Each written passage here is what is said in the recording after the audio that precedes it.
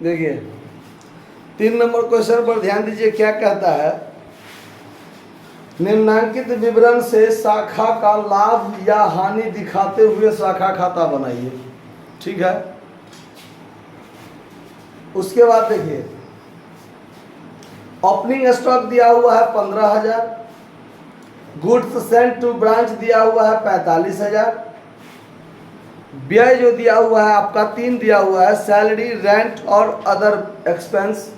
ठीक है, बिक्री जो है वो दिया हुआ है 60,000 का, देख लीजिए बिक्री कितना का है, 60,000 का है। ठीक है, उसके बाद आगे देखिए कहता है कि अंतिम स्टॉक निकाला नहीं जा सका, यानी क्लोजिंग स्टॉक का वैल्यूएशन नहीं किया जा सका, लेकिन आपको ये पता है कि शाखा सामान्यतः लागत प्लस 20% पर माल बेचती है, यानी कॉस्ट प्लस 20% प्रॉफिट जोड़ के तब माल बेचती है।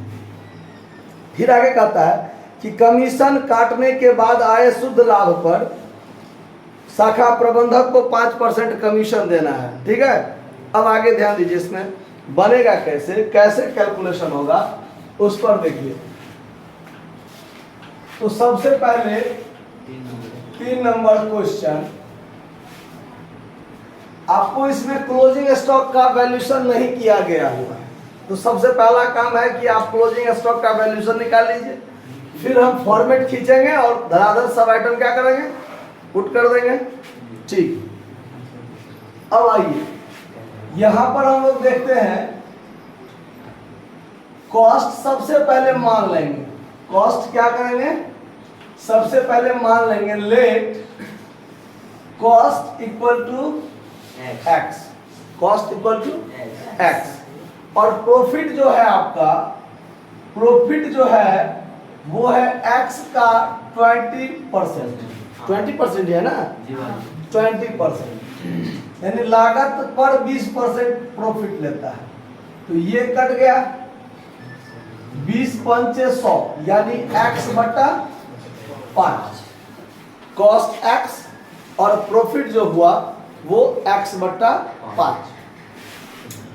अब देखिए, अब आप यहां जानते हैं कि कॉस्ट में हम जब प्रॉफिट को जोड़ लेते हैं तब हमारा क्या निकलता है, तब हमारा सेल्स निकलता है। तो कॉस्ट है आपका x और प्लस प्रॉफिट है आपका x बटा 5, तो बराबर में सेल्स कितना था आपका, 60,000, सेल्स कितना था 60,000।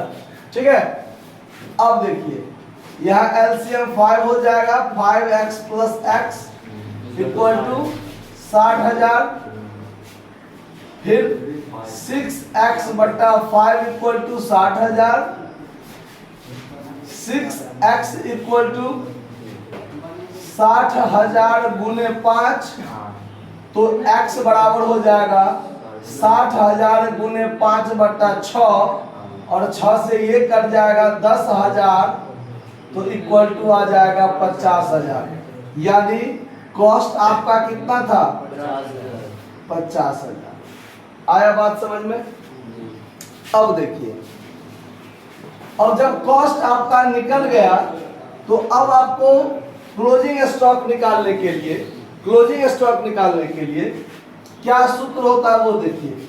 तो सूत्र आप डायरेक्ट कैसे कीजिए, आप लोग 11वीं में और फाइनल अकाउंट जब पढ़े थे उस समय में आपको ध्यान होगा कि cost of goods sold, cost of goods sold equal to होता है ओपनिंग स्टॉक, ये थोड़ा शॉर्टकट में लिख दिया है, ओपनिंग स्टॉक प्लस परचेज होता है। तो आप यहाँ पर गुड्स सप्लाइड दीजिए, क्या दीजिए, माइनस क्लोजिंग स्टॉक कर लीजिए, क्लोजिंग स्टॉक कर लीजिए।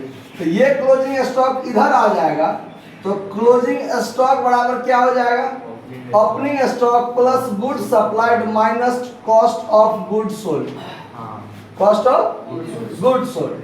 तो अब यहाँ पर ओपनिंग स्टॉक आपका सवाल में दिया हुआ है, ओपनिंग स्टॉक है आपका 15,000 का, ओपनिंग स्टॉक कितना है, गुड सप्लाइड भी आपका दिया हुआ है 45,000, good supplied 45,000 minus cost of good sold कितना का है 50,000 का है, तो 45 और 15 मिला के 60,000 और माइनस 50,000, तो इक्वल टू कितना? कॉस्ट ऑफ गुड्स दिया आपका, क्लोजिंग स्टॉक कितना निकल गया? 10,000। सब कुछ अब मेरे पास हो गया, अब कोई दिक्कत नहीं है। अब हम लोग बनाएंगे यहाँ से सवाल। In the books of head office, ठीक है। हेड ऑफिस आपका कौन है सवाल में? वो स्पष्ट नहीं कहा हुआ है। ब्रांच का नाम क्या है वो भी नहीं दिया हुआ है। तो चलिए सीधे ब्रांच अकाउंट, ब्रांच अकाउंट।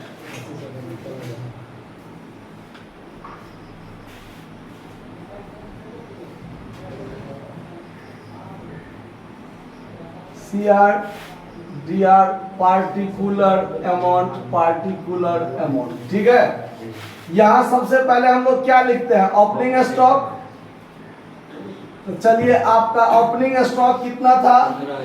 15,000 का था, लिख दीजिए 15,000। फिर आपने गुड्स सप्लाइड किया, तो टू गुड्स सप्लाइड जो है आपका, गुड्स सप्लाइड जो है वो 45,000 का था, ठीक है। उसके बाद खर्चा किए थे, हेड ऑफिस ने खर्चा किया था ब्रांच के लिए, तो टू कैश अकाउंट एक्सपेंस किया था। तो एक्सपेंस के रूप में क्या सब था? सैलरी 5,000 का था, सैलरी 5,000, रेंट 1,600 और अदर एक्सपेंस जो है आपका 376, यानी 5 1 6,976। कोई दिक्कत? अच्छा, अब आगे देखिए, इस साइड में हम लोग क्या सब लिखते हैं? तो जो ब्रांच माल बेचता है और बेच के जो कैश हेड ऑफिस को दे देता है, तो आइए by cash account, by cash account यहाँ लिख दीजिए। कैश सेल्स कितना का हुआ था? 60,000 का हुआ था। उसके बाद बाय, अब यहाँ पर हम लोग क्या सब लिखते हैं? Closing stock. तो यहाँ लिख दीजिए बाय क्लोजिंग स्टॉक के रूप में कितना निकला था? हम लोगों को 10,000 निकला था ना। अच्छा, चलिए, जो आपका मेन काम था अभी तक हो गया, एक काम बस बाकी रह गया। एक काम क्या बाकी रह गया? मैनेजर का कमीशन। मैनेजर का, तो देखिए यहां पर हम लोग लिखेंगे to manager's commission, manager's commission, ठीक है।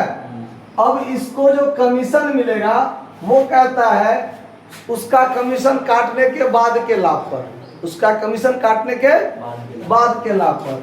तो अभी तक देखिए यहाँ पर 70,000 टोटल है, तो यहाँ भी 70,000 है, 70,000, और 70,000 में से घटाइए आप, ये 60,000 हुआ ना, इसमें से 60,000 घटा तो बच गया 10,000, और 10,000 में से फिर 6,976 घटाइए, तो ये बच गया आपका 4, ये बच गया 2, ये 0, और ये बच गया आपका 3। यानी अभी तक जो लाभ है वो 3,024 रुपया का है। अभी तक लाभ कितना बचा है? 3,024 रुपया। इसको थोड़ा साइड में हम लिख लिए हैं, ठीक है। अब देखिए, अभी हम मैनेजर को कमीशन नहीं दिए हैं, तो 3,024 बचा हुआ है। अब मैनेजर को कमीशन देना है, वो कौन सा? तो इसको कमीशन देने के बाद के लाभ पर बचता है, उसका 5% है। हाँ, 5%। तो देखिए यहाँ पर मैनेजर्स कमीशन,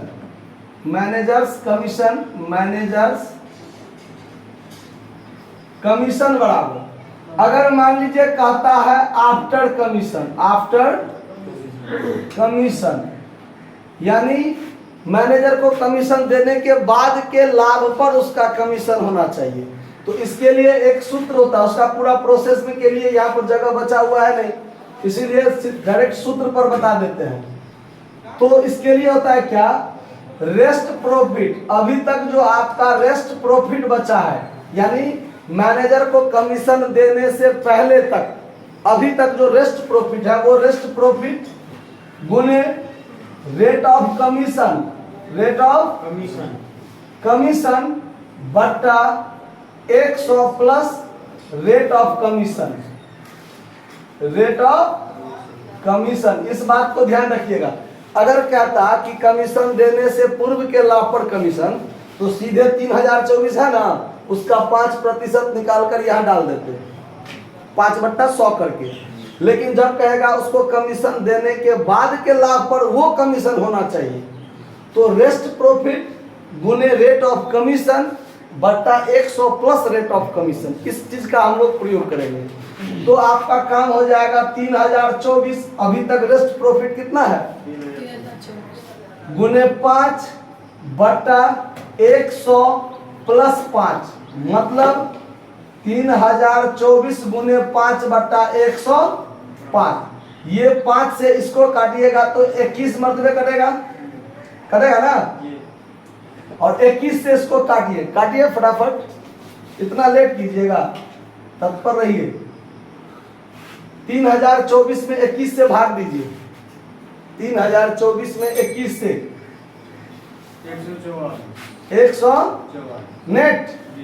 चलिए, तो 144 हो गया मैनेजर का कमीशन। मैनेजर का कमीशन कितना हुआ, 144। अब देखिए 3024 में से, अभी तक 3024 था ना बचा हुआ, उसमें से 144 मैनेजर का कमीशन क्या हुआ, दे दिया। अब कितना बचता है वो देखिए, ये बचता है 0, ये बचता है 8, और ये बच गया आपको 29 में से 1 गया 28, यानी to general PL, to general PL account जो प्रॉफिट हुआ आपका वो हुआ 2880। अब ध्यान दीजिए, इसको कमीशन देने के बाद कितना बचा है, 2880 बचा है ना, उसका 5% 144 होता है कि नहीं होता है, किसका 2880 का 5% 144 होता है कि नहीं होता है, होता ही है। ये हो गया आपका सवाल, नोट कर लीजिए। धन्यवाद।